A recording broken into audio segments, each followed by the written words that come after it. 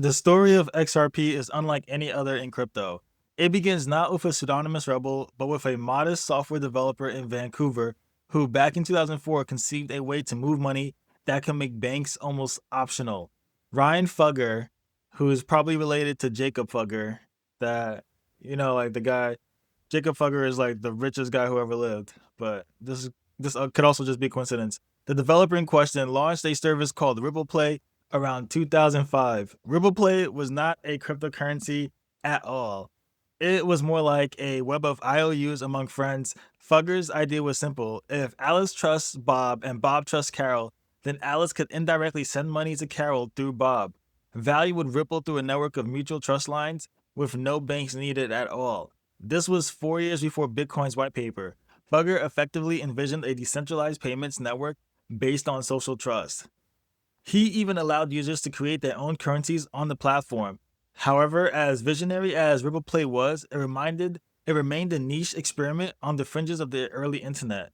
It lacked Bitcoin's breakthrough of digital scarcity, and by the late 2000s, Fugger's project was quiet. Then came Bitcoin in 2009, and that proved that truly decentralized digital money was possible, but Bitcoin was slow and, in Fugger's view, too energy intensive. So then by 2011, a small group of tech entrepreneurs saw an opportunity. And the opportunity was, what if they could take Fugger's ideas of trust lines and IOUs and graft them onto a network inspired by Bitcoin's cryptography, but without Bitcoin's mining? One of those entrepreneurs was Jacob McCaleb, and he is best known for creating the Mt. Gox exchange, which by 2011 had become the world's largest Bitcoin exchange. Another was Chris Larson, a Silicon Valley veteran who had founded the online lending firm eLoan in the 1990s. And they were joined by David Schwartz, a talented cryptographer, and Arthur Brito, another engineer. And then together they had approached Fugger with a proposal. If they take Ripple Play's vision to the next level by building a cryptographic ledger, and Fugger agreed to hand over the reins. And then in 2012, the team created a new company called OpenCoin, and they began coding what would eventually become the XRP ledger. So from the outset, XRP was breaking the mold. In contrast to Bitcoin's slow trickle of mined coins, XRP had all 100 billion units created at inception. And then, so one moment the ledger was born and it was about 100 billion XRP and just created into existence. And there was no mining, no gradual release. It was just like created, like, just like that. And so it was a genesis event. Then the founders and the company took initial custody of all the XRP. So the founders and the company have like all the XRP like from the beginning, like as they initially took it in the beginning. And in fact, 80%, 80%, which is 80 billion XRP, was gifted to the company, and that was later known as Ripple Labs. And then while 20% went to the founders' personal holdings. This pre-mine was and remains controversial. In the Bitcoin world, such a distribution would be heresy. Satoshi mined his coins along with everyone else, but here was a network where the creators simply gave themselves billions of tokens on day one. The intent was pragmatic. Ripple, the company, would use its XRP stash to incentivize network growth, fund development, and yes, to make a profit. But it also meant that from day one, skeptics could say XRP was centralized and that the company could dump tokens at will. This stigma of centralization, born in 2012, stuck to XRP for years and is still a lightning rod in debates. At its core, the technology of the new XRP ledger, which for those in the crypto world is XRPL, was groundbreaking. It was not a clone of Bitcoin. It was a different design entirely. Instead of miners racing to solve puzzles, XRPL relied on a consensus protocol among trusted validators. These validators, essentially servers running the XRP ledger software, agree on which transactions to include in each new block or ledger version every few seconds. There is no mining reward. In fact, there is no mining at all, and transaction fees are tiny fractions of a penny and get burned, which means permanently destroyed rather than paid to any validator. This consensus mechanism, later formalized as the Ripple Protocol Consensus Algorithm, is fast It settles transactions in 3 to 5 seconds on average. It can handle around 1,500 transactions per second, far more than Bitcoin's. And Bitcoin's was probably like 7 transactions per second at that time, and was built with the hope of scaling the level of Visa's network. The trade-off is that unlike Bitcoin, where anyone can become a miner, in XRPL, the validators rely on a unique node list. Each server operator chooses a list of validators it trusts not to collude. By default, Ripple, the company, provides a recommended list of reliable validators, which for a long time included many run by Ripple itself. This design led critics label XRPL as centralized, since in practice the network's integrity depended on a few nodes, often coordinated by one company. Over time, Ripple tried to decentralize the validator pool. By 2023, there were reportedly around 150 validators globally, but the centralized debate never fully went away. Still, the technology worked. XRP moves very fast at extremely low cost and uses negligible electricity compared to Bitcoin. By 2013, OpenCoin was rebranded to Ripple Labs, and the team was refining their vision. They realized that rather than targeting end users, like trying to be a new PayPal for the public, their comparative advantage was in plumbing, cross-border payments, the back-end money flows that banks and financial institutions handle every day. The core idea was named the Ripple Transaction Protocol, and that's often just called Ripple Protocol. The vision was the internet of value. Just as information moves instantly across the internet, why not value? Chris Larson and his colleagues would frequently point out the pain of the existing international payment system, an antiquated network called SWIFT that merely sends messages between banks, leaving the actual money trapped in a maze of correspondent accounts. If you wanted to send $10,000 from New York to London, your bank, the correspondent banks, and the recipient's bank all had to have pre-funded accounts called Nostro or Vostro accounts in various currencies, tying up capital and accruing fees at every step. A payment could take 3 to 5 days and hefty fees to clear. Ripple Labs' grand idea was to use XRP as a bridge currency. Instead of banks holding dozens of foreign currencies in accounts around the world, they could hold just XRP. If Bank A in New York needed to send money to Bank B in London, Bank A would buy XRP on the open market for dollars, send the XRP to Bank B, which would settle in seconds on the XRP ledger, and Bank B would sell that XRP for British pounds. The transfer that used to take days now took seconds, and neither bank needed to hold the other currencies in reserve. XRP would act as a universal translator for money, the grease in the gears of global finance. So this vision was super bold, and in the early to mid 2010s, Ripple Labs actively courted banks and payment companies. So let's see. So I wanted to just read this post from 247 days ago from this El Matador dude, 223. So I guess he's a Binance enthusiast. But here he says Ripple was conceived in 2004 by Ryan Fugger, a web developer from Vancouver, as a decentralized digital monetary system. Yep. So okay, so back to their vision. Their vision was super bold for Ripple Labs, and they developed enterprise software solutions to help banks interface with the XRP ledger as well. So, and one of those products was Xcurrent, and that focused on messaging and verifying transaction details, much like a modernized, Swift, initially not even using XRP, just improving speed and transparency of messages. Another product, XRapid, was the one that utilized XRP for liquidity. There was also XVia for integrating these services into payment apps. Ripple's strategy often involved getting banks hooked on Xcurrent's fast messaging, then encourage them to dip into XRapid for real money settlement with XRP. By 2016-2017, Ripple had announced pilot projects with major names like Santander, Standard Chartered, American Express, and others. Most of these pilots were limited. For instance, American Express used Xcurrent for a cross-border transfer corridor to test speeding up payments, but the transfers were still currency to currency, not using XRP. Meanwhile, Ripple Labs itself kept growing and raising funds. They brought on high-profile investors. Google Ventures was an early backer. And by 2015, even had banks like SBI Holdings in Japan taking equity stakes in the company. The industry began dubbing XRP the banker's coin. because unlike Bitcoin, born from cyberpunk ethos to bypass banks, Ripple was literally building a network to serve banks. This split in philosophy, working with the establishment versus against it, created a sort of tribal fault line in the crypto community. Bitcoin purists and decentralization advocates often harbored an instinctive dislike for XRP, considering it an imposter or a Trojan horse for corporate control. Nonetheless, Ripple pressed on, balancing the dual narrative that XRP was decentralized and open like any crypto, yet reassuring banks that the system was safe, regulated, and could be integrated without spreading their compliance requirements.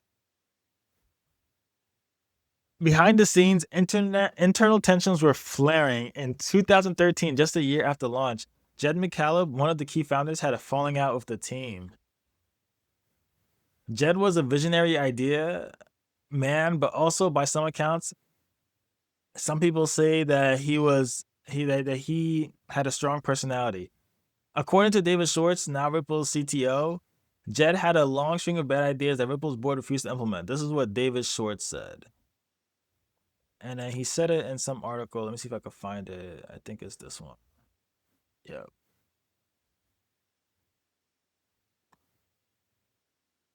Yeah, right here. He says he wrote it on Quora apparently. So he wrote Jed wanted Ripple to do a Facebook giveaway. Ripple would not do that, so that was one of the first things Stellar did. The giveaway was generally considered a disaster. As it became clear that each of his rejected ideas were bad, Stellar pivoted to become a clone of Ripple. Jed tried to dump his XRP quickly, and Ripple acted to stop him through a series of lawsuits. Thanks to Ripple's refusal, Jed's XRP will probably be worth more than $1 billion. He will probably be the only person to become a self-made billionaire despite his best efforts. David Schwartz continued. When companies solicit investors, those investors get stock or voting rights. Some of them get seats on the board of directors, and you bring on smart people to help you make good decisions. Heck, Jed brought in Chris to be CEO. Jed's reaction to not getting his way on these issues was to publicly say bad things about the company and start a competitor. In my opinion, unless you think the company is doing something illegal or severely immoral, betraying your investors and employees that way is unconscionable. Note that this is not a comment on what Stellar is doing now or their likelihood of success. It is just about why Jed McCaleb started Stellar. I was there, but I cannot claim to be unbiased. This is just the parts about which I am relatively certain. There are things that I suspect that are even worse. Jed McCaleb is indeed one of XRP's biggest whales and has been systematically selling its holdings. By mid-November 2021, he had sold $2,147,000,000 worth of XRP. Wow.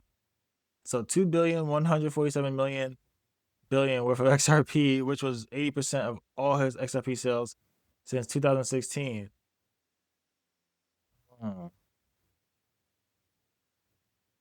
Yeah, so that idea, that aggressive giveaway of XRP, because he wanted to spur adoption.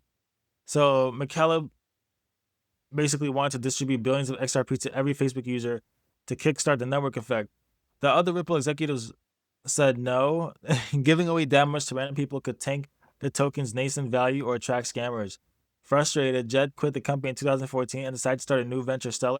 Stellar was essentially a fork of the Ripple codebase with a nearly identical token, Lumens XLM, but positioned as a nonprofit endeavor to serve the unbanked. Tellingly, one of Stellar's first moves was indeed a Facebook giveaway of its new XLM token, exactly what Jed had wanted to do with XRP. The giveaway turned out to be a mess of fake accounts and was widely deemed a failure. The Ripple Stellar split is one of crypto history's famous schisms, often compared to a divorce, and like many divorces, it came with a protracted financial battle.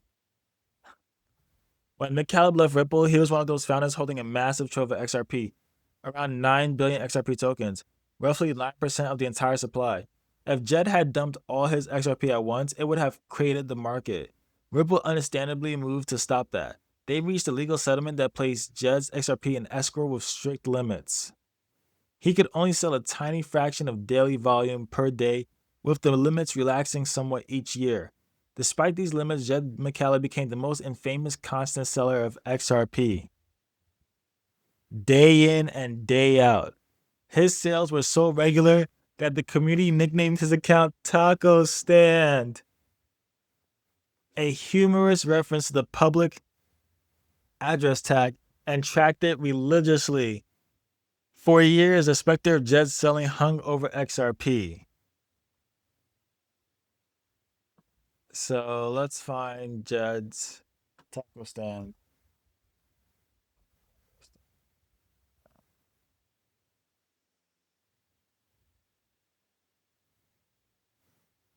Let's see.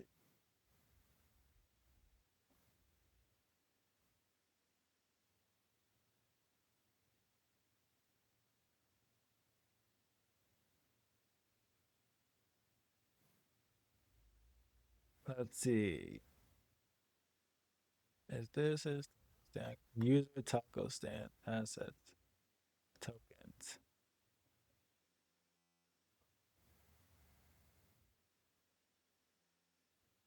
Let's- So we gotta find his.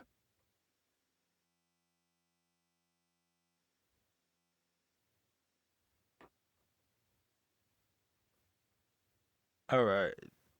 So I think he might have sold it all, but let's see. In every rally, traders worried Jed would unload and dampen the price. Wow, so he just gave it all away, basically. Why did he want to be right so much? All right. I guess I won't really get into that. So back to the story. So indeed, between 2014 and 2020, XRP's price often lagged behind the hotter crypto assets, and many attributed this at least partly to Jed's continuous sell pressure. Only in summer 2022 did McCallum finally sell the last of his XRP holdings. By one estimate, he liquidated over $2.1 billion worth of XRP by 2021, spread over time. And that was a staggering sum that, nonetheless, due to Ripple's intervention, likely made him far wealthier than if he had tried to cash out immediately. It's an ironic twist. Schwartz quipped that Jed might be the only person to become a self-made billionaire in spite of his efforts to do the opposite, thanks to Ripple forcing him to sell slowly. The feud also exemplified how XRP, unlike a decentralized project with many miners, had an identifiable group of insiders whose actions and disagreements could significantly impact the ecosystem. Even as internal drama played out, XRP was gaining traction, at least in speculation, if not in actual bank usage. The year 2017 marked crypto's first mainstream boom. Bitcoin surged past $20,000. Ethereum gave the world ICOs, and suddenly everyone and their barber was talking about blockchain. And then XRP entered in 2017, priced under a penny. And by early 2018, it had reached an astounding all-time high of about $3.84. For a brief moment, XRP was the second largest crypto by market cap, surpassing even Ethereum. This surge was fueled by a mix of real news and rampant speculation. Ripple's announcements of bank partnerships created a frenzy of headlines. Many retail investors mistakenly believed that major banks were about to use XRP for all cross-border payments. In reality, most banks were only testing Ripple's software minus the XRP token. Nonetheless, the narrative of Ripple is going to replace Swift took on a life of its own. Online, an XRP army of devoted holders emerged, trumpeting that XRP would someday be the standard currency of the world. They pointed to a semi-mythical prediction that XRP could reach $589, a number that became a meme in its own right. If all the world's bank liquidity flowed through it, critics scoffed that this was impossible without absurd assumptions, but the fervor of XRP believers was and remains intense. During this period, Ripple Labs executives became incredibly wealthy. They got so rich on paper, which I mean, not that Jim McCallum guy. He really a billion. He really is a billionaire by selling all his XRP. So during this period, Ripple Labs executives themselves became like so rich on paper, and Chris Larson, who's the co-founder of XRP, like his stake briefly made him one of the richest men in the world. At the peak price, his holdings were worth tens of billions, and that put him over Mark Zuckerberg for a short amount of time, but still, that's crazy, right? It was a heady moment. However, like the broader crypto market, XRP crashed in 2018, and it fell like over 90% from its highs, and but it never went to zero. It settled in a top five market capitalization slot, and then it remained like just highly traded.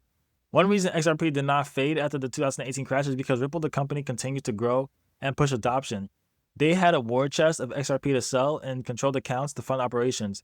Throughout 2018-2019, Ripple focused on making XRP actually useful for cross-border payment flows. The flagship solution of XRP usage became on-demand liquidity. essentially the evolved form of XRapid. Ripple would partner with money transfer companies and exchanges in various countries to create payment corridors.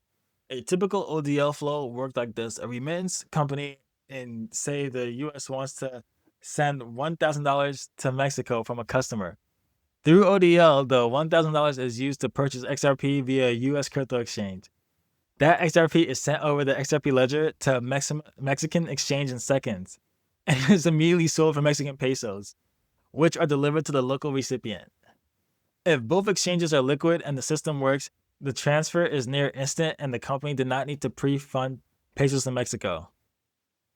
Early trials of this concept were promising. In fact, MoneyGram, one of the world's largest remittance providers, partnered with Ripple in 2019 to use ODL for a portion of its flows to Mexico. Ripple invested in MoneyGram and subsidized the trial, essentially paying MoneyGram to use XRP. For a time, this looked like the breakthrough. A major publicly traded company was actively using XRP in the back end of its operations. Albeit at small scale, by late 2019, Ripple claimed that ODL was gaining traction in corridors like US, Mexico, Australia, Philippines, and others. However, XRP's journey was never smooth. In December 2020, the entire project faced an existential threat. The US Securities and Exchange Commission filed a bombshell lawsuit against Ripple. The SEC's allegation XRP was an unregistered security of Ripple Labs. In the SEC's view, from the beginning, Ripple had raised money by selling XRP to investors, using those funds to finance its operations, all without proper disclosure, which essentially is like issuing stock without registering would be. This was a direct attack on the legitimacy of XRP and Ripple's business. And the timing could not have been worse because it came just as new crypto bull market was starting. Immediately, the impact on XRP was catastrophic, and the US exchanges like Coinbase panicked and delisted XRP in America. In early 2021, MoneyGram, who was scared of regulatory repercussions, suspended its use of ODL and later definitively ended the partnership with Ripple. Overnight, XRP was largely cut off from the new US investors, and many potential US business partners. Its price plunged from around 60 cents to 20 cents as its lows during that panic. Ripple vehemently denied the SEC's accusations, arguing that XRP is a currency and utility token, not a share in Ripple. They pointed out that the US government's FinCEN had, in 2015, already settled with Ripple, treating XRP as a virtual currency. Ripple had paid a fine back then for some early compliance issues, but the lawsuit would drag on for years, and in that time, XRP's progress in its most crucial market was frozen. Despite the US setback, Ripple did not die. Far from it, the company pivoted to focus on growth overseas. Ripple's technology found warmer welcomes in Asia and the Middle East and other regions, where regulators were either neutral or positive toward crypto. So, specifically, Japan and South Korea were hotspots of XRP activity. South Korean crypto exchanges often reported XRP as one of the top traded assets by volume, as Korean retail traders showed an almost cultural affinity for the coin. In Japan, Ripple's close partner SBI Holding kept pushing XRP usage. SBI launched a mobile app, MoneyTap, for bank transfers that used Ripple tech, though initially without XRP. And SBI's remittance arm began using ODL for transfers from Japan to Southeast Asia. Ripple also inked deals in places like Thailand, the Philippines, and the UAE. By 2021 and 2022, a quiet but notable development was that a significant chunk of the remittance traffic from places like Japan to the Philippines was actually flowing through XRP via ODL. In these corridors, XRP was proving itself operationally. People could send money via exchanges in XRP, often even without knowing under the hood it was XRP moving. Ripple would later report hundreds of millions, then billions of dollars in such flows.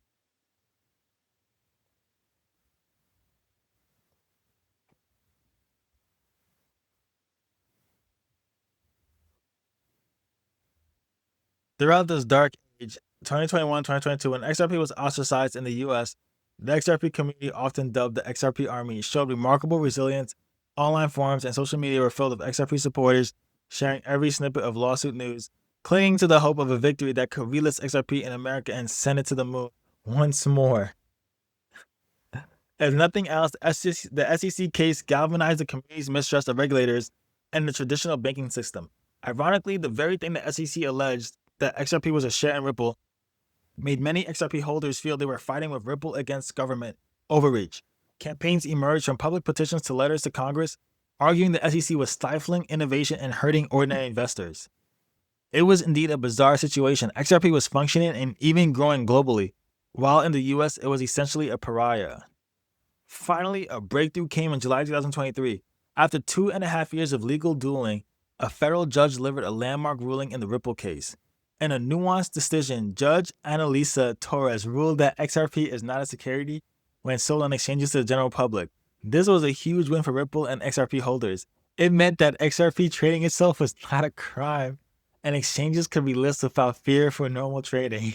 However, the court also found that Ripple did violate securities laws when it sold XRP directly to institutional investors, because those specific sales were seen as investment contracts. So it was not a total victory for Ripple. There would likely be further litigation or settlement on that aspect, but the key point was that XRP itself was not deemed a security by the court, especially in secondary market transactions. The news prompted a frenzy. Within hours, major exchanges like Coinbase signaled they would relist XRP for US trading. XRP's price doubled overnight in a burst of vindication, briefly cracking the 80 cent to 90 cent range, which was its highest in a very long time. For the XRP army, it was a moment of triumph and validation. Ripple's CEO Brad Garlinghouse took a victory lap on Twitter, X, proclaiming that justice had been done. The ruling didn't end the case entirely. Parts of the legal process continued into 2024, and the SEC made noises about appealing, but effectively the worst was over. XRP had legal clarity that almost no other cryptocurrency had, a federal judgment setting it apart from being labeled a security, at least under certain conditions. This clarity would soon become a selling point for XRP. By 2024, the crypto world had evolved. The hype of replacing Swift had cooled, and a new reality was evident. If in 2015, XRP's main competition was the inertia of the old banking system, by 2025, its competition was the new wave of fintech innovations. The most notable among these were stablecoins and central bank instant payments. Stablecoins like USDT and USDC had exploded in use. Trillions of dollars in value are being transacted via stablecoins across various blockchains. For many use cases, a stablecoin, essentially a cryptocurrency pegged one-to-one to the US dollar or another fiat currency, achieves what XRP promised without the volatility. If a Philippine worker in the US wants to send money home, they might choose to send USDC or USDT. On a fast blockchain like Tron or Solana, the recipient gets a token that is always worth $1 and can be cashed out for pesos. This does not require a bridge asset to convert between USD and PHP, which is Philippines. It just uses a digital dollar and local exchange or outlets to convert to cash. Wait, let me just make sure that's the...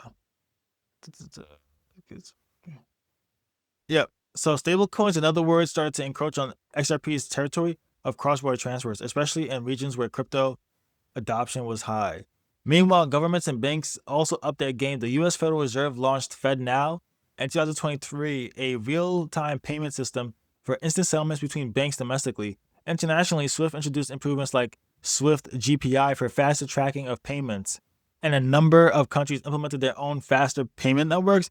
The landscape in which XRP operated by 2025 was far different from that of 2015.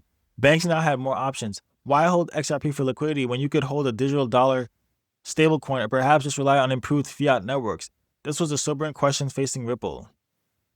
Ripple's response was to adapt and expand its strategy. The company, having survived the SEC saga, doubled down on being a... Hold up, let me fix the camera.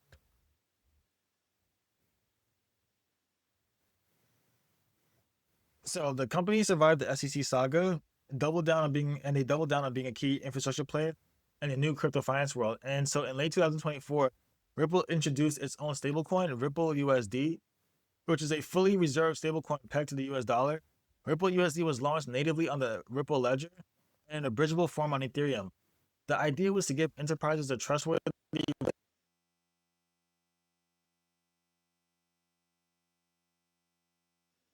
but part of a portfolio of solutions. For instance, if a bank or corporation wanted to move $50 million, they might prefer using Ripple USD for stability. But what if they need to pay out in a smaller currency or there wasn't sufficient liquidity in that currency stablecoin? That's where XRP would still come into play as the bridge asset for exotic corridors or as a liquidity backstop. In 2025, Ripple launched a product called Ripple Treasury in partnership with a fintech firm aiming to integrate crypto, including Ripple USD and XRP, into corporate treasury operations. They pitched it as crypto liquidity meets corporate finance. The early signs showed that Ripple USD was gaining significant circulation. Over 1.4 billion Ripple USD was in circulation by 2026, and that it was being positioned for large enterprises and perhaps even financial institutions to use as an on-chain settlement dollar. This pivot raised an interesting question, even voiced within the XRP community. If a stablecoin does the job, what is left for XRP? Ripple's answer was that XRP would still be as vital as a neutral bridge asset where direct stablecoin exchanges was impractical. In practical terms, that means corridors like US to Philippines pesos or Euro to Thai baht or Brazilian real to Mexican pesos, where you might not find a stablecoin for every minor currency. XRP can bridge value between any two currencies if there's a market for XRP in each. And indeed, Ripple's ODL business, which uses XRP, was growing. By the numbers, XRP's on-chain volume exploded in 2025. Data from Dune Analytics showed that in 2025, the XRP ledger processed around $617 billion in payment volume, which is up 138% from 2024. This was a record high, suggesting that after years of stagnation, XRP usage was flourishing again. To put that in perspective, this volume was achieved with only about $2 million in total network fees, illustrating the ultra-low cost of XRP Ripple transactions. Some of that volume might have been speculative on internal reshuffling, but a larger portion came from real ODL flows. Remittance companies like in regions like Latin America and Asia were using ODL behind the scenes. For example, transfers from the US and Mexico or Europe to Africa that used to rely on banking intermediaries can now be done by fintech firms using XRP to bridge currencies. Ripple often cited examples like Tranglo in Southeast Asia or Azimo in Europe as partners moving millions through XRP. By 2025, even banks that once shunned crypto were taking notice, thanks in part to the legal clarity XRP achieved. In July 2025, Standard Chartered, a major international bank, reportedly predicted XRP could reach $10 by 2030 if adoption of its tech continued, giving a sheen of institutional endorsement to what was once considered a maverick idea. Importantly, Ripple, the company, was now flying high. In the latter half of 2025, Ripple raised a substantial new round of private funding, about $500 million, at an eye-popping valuation of $40 billion for the company.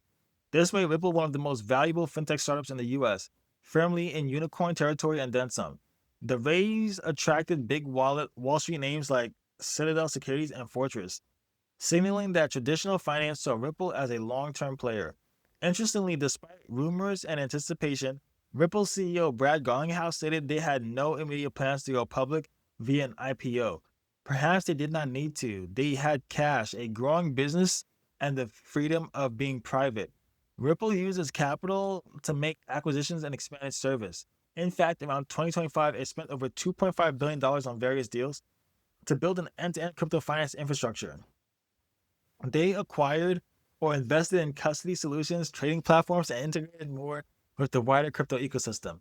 By now, calling Ripple just a payments company was incomplete.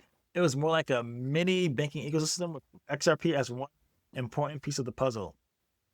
Another major development in late 2025 was the emergence of XRP exchange-traded funds. After the partial legal victory, asset managers quickly worked to launch regulated investment vehicles for XRP. And indeed, by November 2025, the first spot XRP ETFs started trading in markets outside the US, and Europe, and elsewhere, allowing institutions and individuals to get exposure to XRP's price without dealing with crypto exchanges. These ETFs reportedly accumulated over $1.2 billion in net inflows in just a couple of months. This meant a lot of XRP was being purchased and being held by custodians to back the ETF shares, effectively taking some supply off the open market. It was another sign that XRP had graduated to a more accepted asset class in the post-lawsuit world. By 2026, XRP sits comfortably as a top 5 cryptocurrency. By market capitalization, often around the number 5, with Bitcoin, Ether, and a couple of others like BNB or stablecoins ahead. Its market cap hovers in the tens of billions of dollars, very roughly on the order of $100 billion. Though crypto prices fluctuate, this makes it too big to fail, and in some sense, even if many in the crypto world don't personally like XRP, its sheer size and the amount of infrastructure around it mean it's not going to vanish overnight. Ripple, the company itself, holds roughly 45 billion XRP in various accounts and escrows, nearly half the supply. That is both a strength and a point of criticism. On one hand, Ripple's fortune, valued around $90 billion in XRP at current prices, gives it an immense war chest to support XRP's ecosystem. On the one hand, the overhang of those holdings is a reminder that supply release is essentially managed. Ripple has tried to assuage fears by locking XRP in escrow smart contracts. At one point, they locked 55 billion XRP into ledger escrow and releases a maximum of 1 billion XRP per month.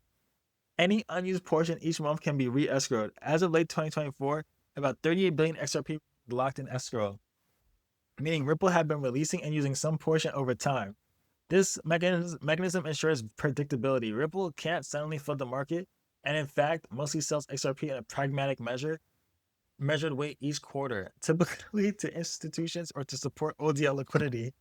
The approach is often cited by Ripple as being responsible stewards of XRP, though skeptics say it's just a slow way of dumping tokens while trying not to crash the price.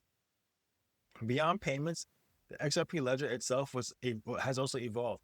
Originally designed mainly for payments and currency exchange, by 2025, XRPL began adding more smart features.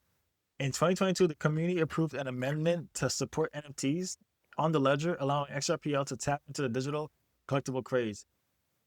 In 2023 to 2024, development was underway for automated market makers on XRPL's built-in decentralized exchange, aiming to improve liquidity for the myriad of tokens on the ledger. Ripple's developers even introduced sidechains, including an EVM-compatible sidechain that launched in mid-2025, so that developers could effectively use Ethereum-style smart contracts while anchoring into the XRP ledger efficiency.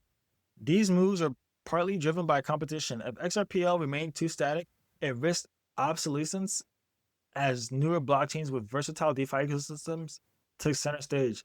By adding NFT and DeFi capabilities, XRPL sought to stay relevant to developers and new use cases beyond just payments. It is worth noting, however, that these efforts have had mixed success. The XRPL DEX has existed since the very start. One of the first decentralized exchanges in crypto was actually the XRPL's ability to trade IOUs and XRP, but it never attracted the same attention as Ethereum's Uniswap or other chains' DeFi platforms. The addition of automated market makers in 2025 was still early, with modest adoption on the order of a few thousand participants and under $20 million volume in pools. XRPL's ecosystem, while technically solid, has remained somewhat niche outside of its payment forte. Another frontier for Ripple has been central bank digital currencies. Starting in 2025, Ripple began pitching governments on using a private version of the XRP ledger for issuing CBDCs, essentially saying, if you want your own digital currency, our tech can do it efficiently. They scored a couple of notable projects. Bhutan's central bank engaged Ripple to test a digital Ngultrum using XRP tech, and the Republic of Palau partnered with Ripple to develop a USD-backed digital currency for the island nation. And then by 2023, Ripple even launched a CBDC platform product for this purpose. These projects are still pilots, but they serve to position Ripple as a serious player in discussions of the future of fiat currency. If, say, a major country or bloc decided to use XRP ledger to host a national digital currency, if, say, a major country or bloc decided to if they decided to do that, it would be a huge validation. Though those systems might not use the XRP token at all, so the benefit to XRP's price is indirect at best. Still, it shows how Ripple's ambitions to embed itself in global finance extend beyond just XRP usage. They want to be involved in the very issuance and movement of money at the highest levels. With all these threads coming together, legal clarity, technology upgrades, business pivots, and market shifts, what is the outlook for XRP as an investment and as a platform? For me, I'd say it's a nuanced picture. On one hand, XRP is here to stay. It has survived crypto winters, internal conflicts, external lawsuits, and fierce competition. It still processes millions of transactions reliably. The company backing it is cashed up and influential. Ripple even secured a seat on the ISO 2022 standards body for global payments, becoming the first blockchain-focused company to do so, a sign of its integration with the traditional finance world. By 2026, XRP also enjoys a unique advantage of regulatory clarity in the US market, something even Ethereum has not officially received in court. This clarity is a moat. Large financial players who were hesitant to touch XRP due to legal worries might now be open to using it or investing in it, since a judge has essentially said buying XRP in the secondary market is fine. Additionally, the introduction of XRP ETFs in the late 2025 means new channels for capital to flow into XRP. If US regulators eventually allow an XRP ETF, which is not a far-fetched idea given the pressure to allow crypto ETFs once legal status is clear, that could open the floodgates even more. On the other hand, the grandiose dream that many XRP holders had, that XRP would replace the US dollar or become the one world currency held by all banks, looks unlikely. The world has moved towards multifaceted solutions.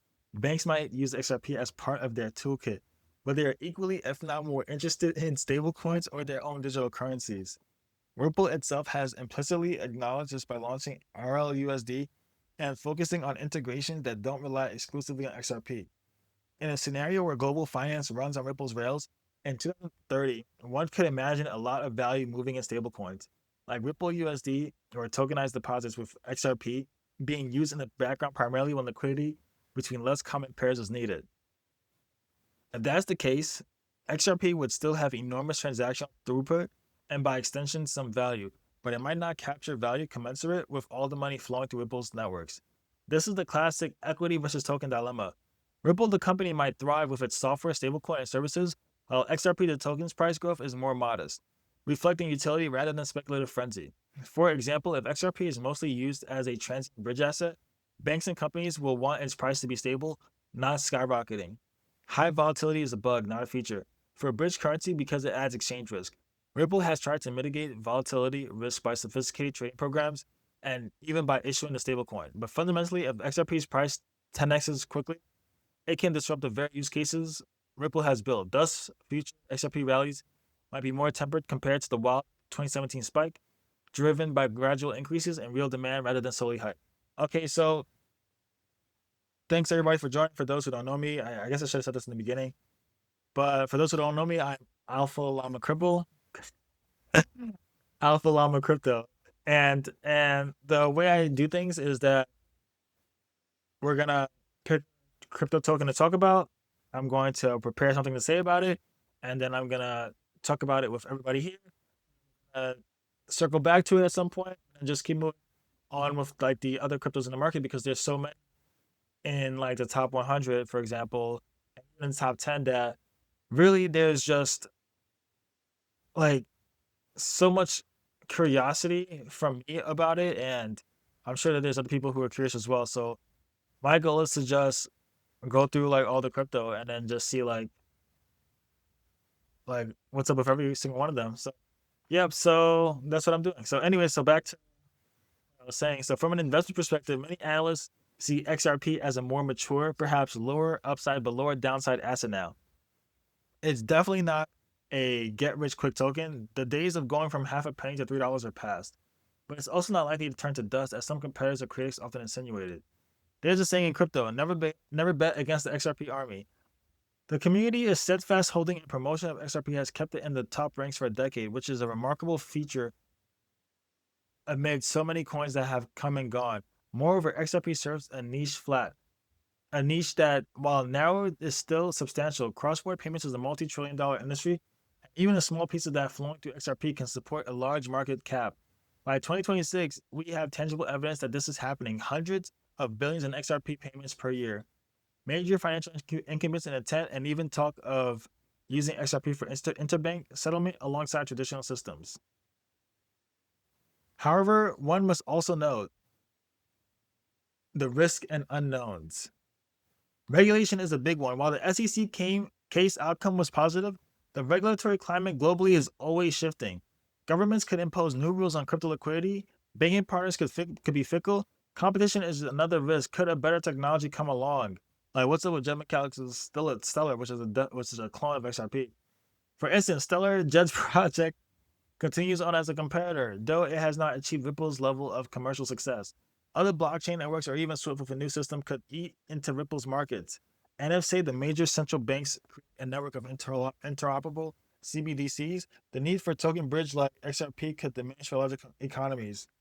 Ripple is likely aware of this and thus is pushing to be involved in those CBDC efforts.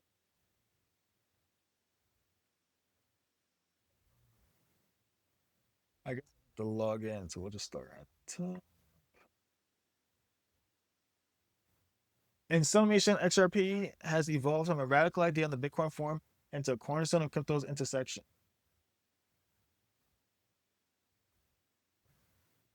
With traditional finance, its journey has been a winding one, born out of an idea to let individuals extend credit to each other, repurposed to help banks settle with each other, battled over by its own creators, vilified by one regulator, and then vindicated by another, surpassing nearly every altcoin in longevity and scale. It has been called centralized and a banker's coin, yet its ledger is open source and has been running continuously for over a decade with no major outages. A testament to its engineering. It's been mocked as a useless token, yet in 2025 it moved over $500 billion for just $2 million in fees, suggesting somebody finds it useful. The truth about XRP lies somewhere between the extremes. It did not achieve the maximalist dream of replacing all fiat currency or making early holders insanely wealthy overnight, at least not after the first bubble.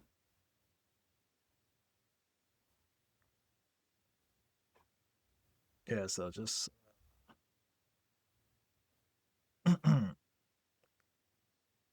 right. So then the truth about so hold on, let me just find my spot real quick. All right, so its journey has been a winding one, born out of an idea to let individuals extend credit to each other, repurposed to help banks settle with each other, battled over by its own creators, vilified by one regulator, and then vindicated by another, surpassing nearly every altcoin in longevity and scale. It has been called centralized and a banker's coin, yet its ledger is open source and has been running continuously for over a decade with no major outages, which is a testament to its engineering. It's been mocked as a useless token. In 2025, it moved over $500 billion for just $2 million in fees, suggesting somebody finds it useful. The truth about XRP lies somewhere between the extremes. It did not achieve the maximalist dream of replacing all fiat currency or making early holders insanely wealthy overnight, at least not after the first bubble, but neither did it collapse into irrelevance. Instead, it carved out a role as a kind of digital oil, a lubricant for moving money rather than the money itself. Oil is arguably less glamorous than gold, but the world runs on oil. Similarly, XRP may never have the cachet of Bitcoin as a store of value or of Ethereum as a smart contract platform, but if many financial entities use it quietly in the background, it will retain substantial value and utility. In a way, XRP saga has been one of ideals versus pragmatism. Early on, the ideal was a new financial paradigm connecting people directly. Later, the pragmatism of working with banks took over, then the ideal of decentralization clashed with the pragmatism of regulation. The XRP ledger of 2026 is a blend of both, decentralized in operation, yet with influential centralized actors, open to anyone, yet heavily utilized by institutional players, hated by some crypto diehards, yet beloved by its community and respected by many in finance. To conclude this deep dive, XRP is neither scam nor savior. It is a seasoned survivor. Investing in XRP today is essentially a bet that Ripple's vision of interconnected global finance, with XRP in the mix, will gradually gain traction, leading to increasing demand for the token over the long term. It has also it is also a bet that Ripple the company will continue to shepherd the ecosystem in a way that benefits XRP holders and not sideline them. There is a reason to think it will. Ripple still holds a huge amount of XRP, aligning its incentives with the token's success, but XRP is unlikely to deliver the kind of explosive 100x returns that a tiny new crypto might. Its market cap is already large, and growth will likely follow usage. In other words, XRP's future growth and it can grow will be earned through real world utility rather than solely speculative frenzy. And in conclusion, few crypto assets have the rich history and adaptive narrative of XRP. From Fugger's Ripple play to Larson's Internet of Value, from being decided as a banker's coin to emerging as one of the first legally blessed digital assets in the United States, XRP has continually reinvented itself to stay relevant. As we look ahead, if XRP truly becomes the Swift 2.0 rail that many now foresee, a kind of ubiquitous settlement layer that complements fiat and stablecoins, then it could indeed be a good long term investment, albeit one that requires patience. It will not be the magical dust that instantly transforms into untold riches, but as part of a future financial infrastructure. XRP might very well be a key piece that endures when many other crypto projects have turned to dust. The tale of XRP shows us an asset that has been tempered by trial and time and trial again, suggesting that his ultimate legacy will be less about how high the price goes and more about how broadly the technology gets used. And if you're teaching a year long, if you're like gonna be like, if there's something that I would want to learn about XRP, I think the most important lesson out of all this is that XRP is a technology that solves real problems, and it can survive in all manners of storms, even if the outcome looks different from the original dream.